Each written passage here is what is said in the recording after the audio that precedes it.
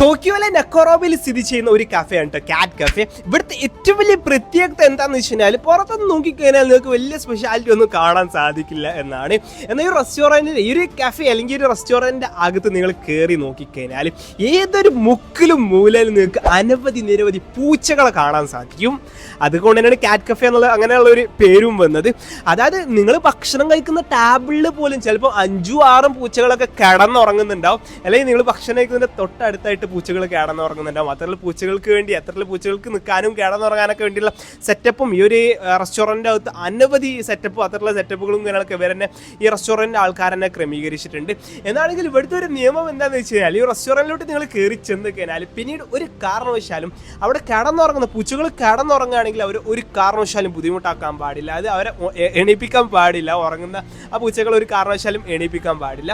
ഇനി പൂച്ചകൾ അവിടെ നിൽക്കുക അല്ലെങ്കിൽ നിങ്ങളുടെ ടാബിളിൽ കിടന്നുറങ്ങുകയാണെങ്കിൽ പോലും അല്ലെങ്കിൽ അവിടെ നിൽക്കുകയാണെങ്കിൽ പോലും ഒരു കാരണവശാലും തൊടാനും പാടില്ല. അത് ഭയങ്കര സ്ട്രിക്റ്റ് ആയിട്ടുള്ള റൂളാണ് ആ റെസ്റ്റോറൻറ്റ്.